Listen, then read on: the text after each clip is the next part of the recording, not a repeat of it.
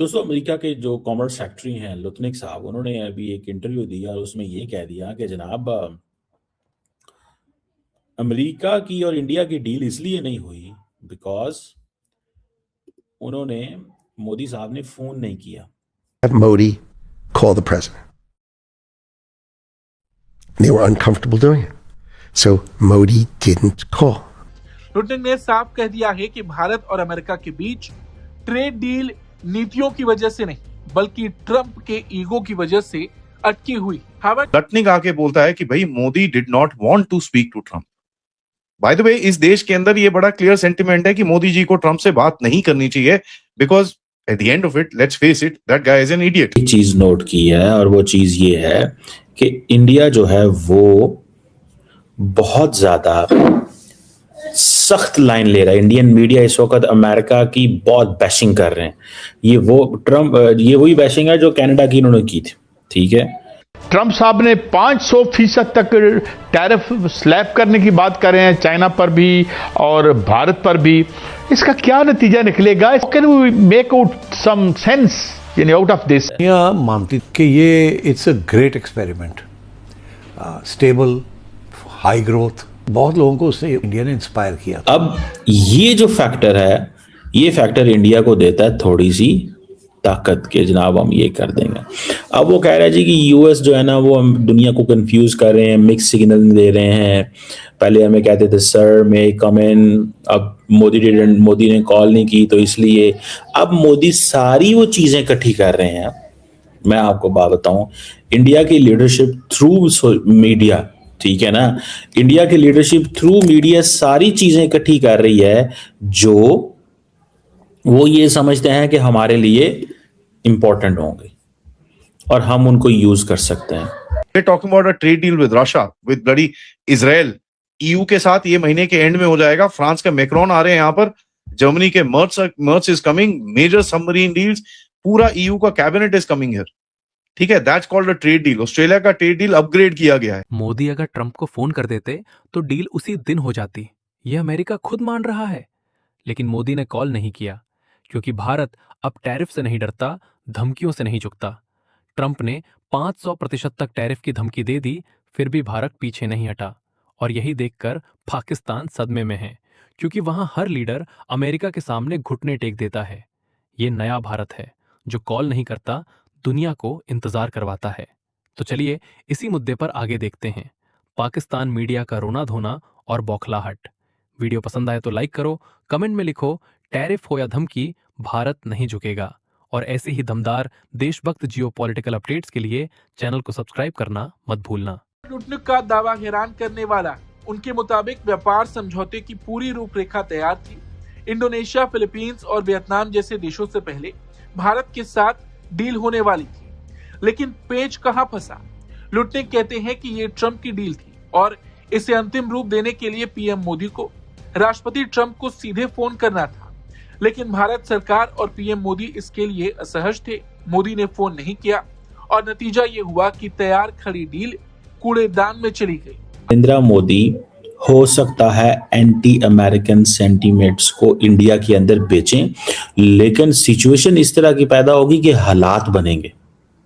अब वो हालात बन रहे हैं Aahista Aahista against Trump and by developing a theme with in the country. लेकिन मैं आपको बड़ी गारंटी से एक चीज कह सकता हूं, बहुत गारंटी से एक चीज कह सकता हूं कि this is going to be very catastrophic. India और अमेरिका की सिचुएशन जो है ना, अच्छा मोदी साहब ने 2029 में रहना है, ट्रंप ने 28 में चले जाना है। मैं आपको बड़ी इंटरेस्टिंग बात बता रहा हूँ, 25, 26, 23, 28 मोदी साहब ने अमेरिका के ऊपर इलेक्शन लड़ना है कि मैंने तो उस वक्त भी ट्रंप को ये कह दिया था, मैंने तो उस वक्त भी अमेरिका को ये कह दिया था, मैंने तो उस वक्त भी दुनिया की ताकतों को कह दिया था कि ये ऐसे नहीं होगा, वैसे होगा, हम करेंगे नहीं, हम इंडिया के इंटरेस्ट में फैसले करेंगे। जो मोदी ने एक वो लाइन दी, वो लाइन क्या थी कि वो जो थी कि हम इंडियन किसानों के हक में फैसला करेंगे। समय के बाद उनकी कोई मुलाकात नहीं है डोनाल्ड ट्रंप से। जून में एक मौका आया था, लेकिन वो शायद जो भी आप उसको कहें कि उनको अमेरिका से जल्दी निकलना पड़ा। क्योंकि इजराइल और ईरान वाला मामला चल रहा था, तो एक दिन गालिबन G7 समिट कनाडा में, if I am not wrong, तो उसके अंदर उन्होंने, मतलब नरेंद्र मोदी साहब भी वहां पे थे, लेकिन उससे पहले वो डोनाल्ड ट्रंप निकल चुके थे, और उस दिन काफी लंबी उनकी बात हुई थी। गालिबन उस वक्त उनकी फ्लाइट उड़ गई थी मोदी साहब की, या वो वहां से फ्लाई करने वाले थे, और वो बार बार ये इसरार कर रहे थे उनसे कि आप आके और मेरे गेस्ट बने, मेरे साथ खाना खाएं, या जो भी, मतलब मुलाकात एक होता है, खाना तो कोई ना ट्रंप साहब के लिए कोई बड़ी बात है और ना नरेंद्र मोदी साहब के लिए। लेकिन उस चीज पे जब वो हुई, उसके बाद से लेके अभी तक, यानी जनवरी 2026 स्टार्ट हो चुका है, ये 7वां महीना है कि कोई मुलाकात नहीं है ना, कि बहुत सारे मौके आए हैं। अगर इसके बाद देखें तो हमने ये चीज देखी है साउथ उसमें मलेशिया के अंदर जो आसियान समिट हो रहा था, वहां पर भी मौका आया था। G7 समिट के ऊपर भी वो नहीं मिले। इसके अलावा भी एक दो जगहों पे, गालिबन साउथ अफ्रीका में भी कोई G20 की कोई समिट हो रहा था वहां पे भी मोदी साहब गए नहीं, उन्होंने डॉक्टर जयशंकर को भेज दिया था। तो ये बहुत सारी ऐसी चीजें हुई हैं कि गालिबन इंडिया, जो भी हम कहें, मतलब हर किसी की अपनी पॉलिसी है, इंडिया के अपने हिसाब से वो देख रहे होंगे, लेकिन अगर इस वक्त के हिसाब से हम उनको देखें तो उन्होंने टोटली, आप कुछ भी कहें टफ टाइम है या नहीं है, लेकिन उन्होंने इग्नोर जरूर किया है। और जो फ्रस्ट्रेशन है, हालांकि मोदी साहब को फ्रस्ट्रेटेड होना चाहिए, वो नहीं है, वो बिल्कुल बस ठीक है, खामोश, कूल, कोई टेंशन नहीं, जवाब ही नहीं दे रहे। मतलब हालांकि मेरा ख्याल ये था कि शायद कहीं ना कहीं वो जवाब लाजमी दे देंगे कि नहीं भाई ये क्या, मतलब तुमने तमाशा बनाया हुआ, कभी आप ये जहाज गिराने वाली बात, तो कभी क्या, मतलब कुछ ना कुछ लेके बैठ जाते। यानी नेतन्याहू तक से उन्होंने कहा कि मैंने सीज फायर करवाया। हालांकि नेतन्याहू का ठीक है, इंडिया के साथ अच्छे ताल्लुकात है, पाकिस्तान से उनको क्या लेना देना भाई कि वो ये बात करें, लेकिन उन्होंने की, उनसे भी की कि शायद ये गालिबन में भी मोदी साहब को कहें कि जी मैं जो है ना, मतलब मैंने ये करवाया था, उनसे कहे कि ये मान जाए। उन्होंने कहा नहीं भाई, स्ट्रेट फॉरवर्ड उन्होंने कहा। और लॉबिंग फर्म्स ने भी मतलब मैं पढ़ रहा था उनके एक्सपर्ट्स को, उन्होंने कहा कि भाई इंडिया उस बात को टोटली डिनाई कर रहा है, इंडिया उस बात को नहीं एक्सेप्ट कर रहा। अभी तक 6 महीने या 7 महीने इस बात को हो गए, तो वो हर बार, मतलब टैरिफ से ज्यादा वो क्या करेंगे? वो कोई वेनेजुएला तो है नहीं कि वो आके इसके ऊपर हमला कर देंगे। इंडिया वेनेजुएला नहीं है भाई, ठीक है, न क्यूबा है, न वो सीरिया और इराक है। क्या आप कहेंगे कि जी हम तो बस जिधर मेरा दिल करेगा तो मैं चल दौड़ूंगा? भाई नहीं कर सकते आप, ये कंफर्म है। बेशक कुछ भी हम कहें, हमारे मतलब पाकिस्तान के उनसे डिफरेंसेस हो सकते हैं और सौ चीजें हो सकती हैं, बट ये कभी अमेरिका ये नहीं करेगा। इवन ईरान को उसने कितनी धमकियां दी, इस वक्त जो हालत इस वक्त चली हुई है, कहा यह जा रहा है कि शायद रिजीम चेंज बिल्कुल करीब है खामनेई साहब, और इसके हवाले से जो खबरें आ रही है।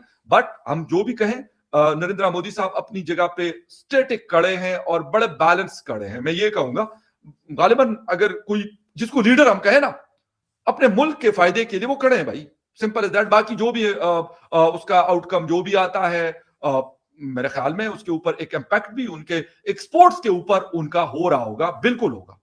बट वो कहीं ना कहीं से, मैंने ये बात पहले भी कही थी कि कहीं ना कहीं से उसके लिए वो देखेंगे मार्केट से। अगर अमेरिका की मार्केट नहीं है तो क्या दुनिया खत्म तो नहीं हो जाती ना? 32 करोड़ जनता रहती है पूरे अमेरिका में, तो क्या ऑस्ट्रेलिया में कोई 2000 बंदा रहता है? साउथ अफ्रीका में क्या 2 लाख बंदा रहता है? मिडिल ईस्ट में क्या 4 लाख बंदा रहता है? करोड़ों के हिसाब से लोग इन कंट्रीज में भी रहते हैं।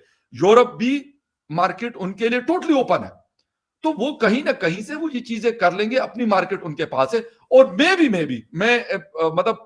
मैं इस पे कोई ये मैं नहीं कर रहा कि ये डिनाई करूं इस बात को। कल को पाकिस्तान के साथ भी उनके चीजें सेटल डाउन हो सकती है, चीन के साथ मजीद बेहतर हो सकती है, रशिया, चाइना, ब्राजील, पाकिस्तान और ये कंट्रीज, और अमेरिका की जब बदमाशी खत्म हो जाएगी तो ईरान का क्या मसला है? ईरान के अंदर भी बहुत बड़ी पॉपुलेशन रहती है, और अगर ये कंट्रीज उनसे गैस और तेल खरीदना शुरू कर दें तो उनकी इकोनॉमी भी ऊपर आना शुरू हो जाएगी। तो ये चीजें हैं मेरे ख्याल में, कोई मतलब अगर हम नेगेटिव की तरफ जाते हैं तो बड़ी पॉजिटिविटीज भी हैं।